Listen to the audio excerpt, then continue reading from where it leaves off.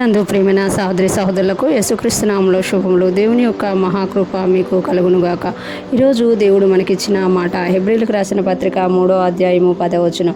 కావున నేను ఆ తరము వారి వలన విసికి వీరెల్లప్పుడూ తమ హృదయాలోచనలో తప్పిపోచున్నారు, నా మార్గములు తెలుసుకొనలేరు. ఈ మాటలు హెబ్రీ గ్రంథకర్త ఇశ్రాయేలు ప్రజల గురించి దేవుడు తెలియజేస్తున్న మాటగా తెలియజేస్తున్నారు. ఇశ్రాయేలు ప్రజల్ని దేవుడు ఐగుప్తు దేశం నుండి విడిపించడమే కాకుండా ఆయన పాలుతేనలు ప్రవహించే దేశంలో ఇస్తానని మాట ఇచ్చినప్పటికీ వాళ్ళంట దేవుని ఆలోచనలో ఏం చేయలేకపోయారంట, నమ్మలేకపోయారట. కావున నేను ఆ తరము వారి వలన విసికి, అంటే ఎందుకు దేవుడు విసిగిపోయాడు అని అంటే, దేవుని ఇచ్చిన వాగ్దానాలని వారు లక్ష్యం చేయలేదు, దేవుడు ఇచ్చిన మాటలను వారు లక్ష్యం చేయలేదు, దేవుడు ఏదైతే చెప్తున్నారో అది వాళ్ళు నమ్మలేకపోయారు.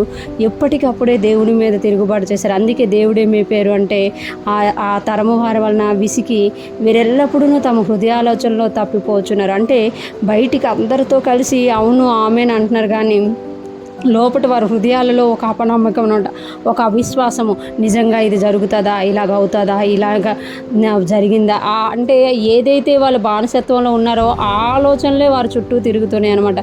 అందుకే దేవుడికి బయట మనం చెప్పే మాటలు కాదు, మన హృదయంలో మనం ఏమనుకుంటున్నాం అనేది దేవునికి ముఖ్యం. అందుకే అంటున్నారు కదా, వీరు ఎల్లప్పుడూ తమ హృదయాలోచనలో తప్పిపోచున్నారు, నా మార్గమును తెలుసుకొనలేదు. దేవుని మార్గాలు తెలుసుకోలేకపోయారట.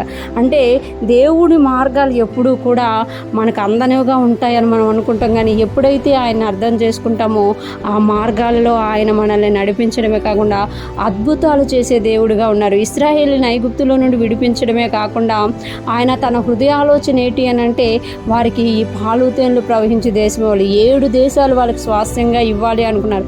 కానీ వాళ్ళు ఏమైపోతున్నారు అని అంటే, చిన్న చిన్న వాటికే విసిగిపోతున్నారు, చిన్న చిన్న వాటికే దేవుని మీద తిరుగుబడుతున్నారు, చిన్న చిన్న వాటికే దేవుని మీద, దేవుడు నియమించిన సేవకుల మీద ఏం చేస్తున్నారు అని అంటే అలుగుతున్నారనమాట, గొనుగుతున్నారు, సనుగుతున్నారు. అందుకే వారు హృదయాలోచనలో తప్పిపోయారు, వారు నా మార్గాలు తెలుసుకోలేకపోయారు అని అంటున్నారు. ఈరోజు ఫ్రెష్మన్ వింటున్న ప్రతి ఒక్కరూ జ్ఞాపకం చేసుకోవాలి, మన కొరకు ప్రాణం ఇచ్చిన యేసయ్యను మనం రక్షకుడుగా అంగీకరించాం కదా. ఆయన నా రక్షకుడుగా అంగీకరించిన మనము ఆయన చెప్పిన దాన్ని నమ్మగలుగుతున్నామా? ఆయన నేను ఇది చేస్తాను అని అన్నప్పుడు మనము దాన్ని విశ్వసించగలుగుతున్నామా? ఆ మార్గం గుండా వెళ్ళగలుగుతున్నామా?